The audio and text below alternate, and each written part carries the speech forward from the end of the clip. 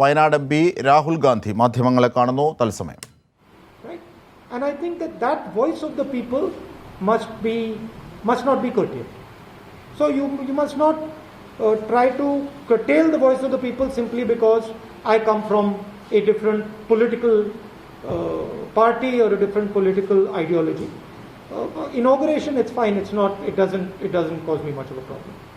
I think because especially when we are fighting a pandemic, all views are important.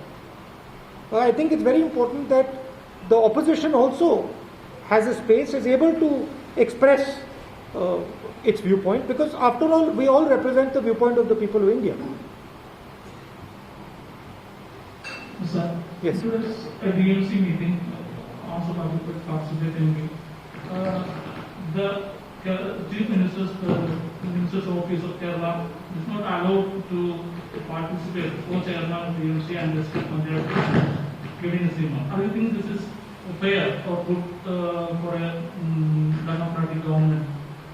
This type of politics. See, again, question is not whether it is fair or not. Question is that all of us are public representatives, and we all have a role. When I sit in the meeting, I am bringing a perspective to that meeting, and that perspective is not my personal perspective. It's the perspective of the people that I represent. I fight for those people. Same with somebody who works at the panchayat level. Same with an MLA. It doesn't matter which party he's from, he's bringing a perspective. And I think it's unfortunate that you do not allow that perspective into the room. Right? I think the more public representatives who are allowed to speak on behalf of the people, the better it is. And I think this is the spirit of Kerala. So it's unfortunate.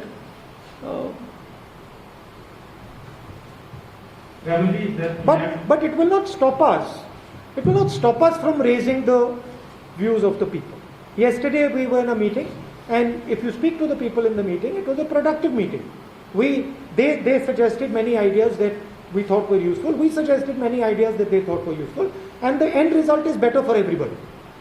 There is no harm in allowing public representatives to discuss people's issues. It's not going to harm anybody. And especially in a time like COVID, it's important that people feel that their view is also being represented inside the government. It will actually help the government to listen to panchayat leaders from all parties. Probably the question related to your inauguration campaign last week. Do you think that it's a pre-election political game of left regime government? I've already answered the question. I don't want to get into a tu main blame game type of situation. I'm here, as I said, to help put on the table the view of the people of Wayanad. If I feel that farmers of Wayanad are feeling something, I will put it in the meeting so that the administration is aware of it, and I will push that sentiment. So my job is to push the viewpoint of the public inside meetings or even in conversations like this. Of course, there is an election. I mean, it's fine. It's not the end of the world.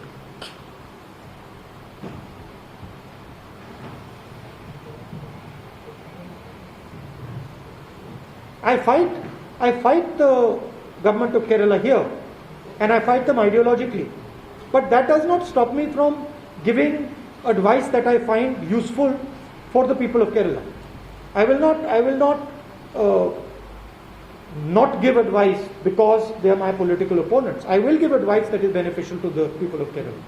And I think it is a good thing if the government also listens. Not a bad thing. It will help them, in fact. Okay, anybody else? Yeah. What are your cares about the small-scale farmers in Kerala? Well, this evening I'm having a very interesting meeting, which is about the rice growers and how we can think about marketing Wayanad rice. So I think there's a lot of potential in different areas in Wayanad. There's potential in rice, there's potential in turmeric, other areas. We're having that conversation. I think there is a tragedy unfolding at the national level as far as agriculture is concerned. And it is going to be a devastating tragedy. And government in Punjab has just taken steps to try and avert it. These 3 new laws that the government has come up with are going to break the back of Indian agriculture. They're not just going to break the back of small farmers, they're going to break the back of every single farmer. And these 3 laws are designed in a sense to open the path for 1 or 2 big business players. They're designed to take the agricultural strength of India, the food security of India, and give it to 2 or 3 key players that are close to the Prime Minister. I'm not going to repeat their names, you know their names.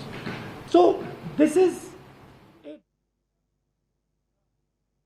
Covid പ്രതിരോധത്തിൽ കേരളത്തിന് വീഴ്ച സംഭവിച്ചു എന്ന രീതിയിൽ ഹർഷവർദ്ധൻ ആദ്യം പറയുകയും പിന്നീടത് തിരുത്തുകയും ചെയ്തിരുന്നു. അതിനെ വിമർശിക്കുകയായിരുന്നു രാഹുൽ ഗാന്ധി. ഹർഷവർദ്ധനോട് യോജിക്കുന്നില്ല. കോവിഡ് പ്രതിരോധത്തിൽ ആ അർത്ഥത്തിൽ കേരളത്തിൻ്റെ മികവിനെ അംഗീകരിക്കുന്ന തരത്തിലാണ് രാഹുൽ ഗാന്ധിയുടെ പ്രതികരണം ഇപ്പോൾ വന്നത്.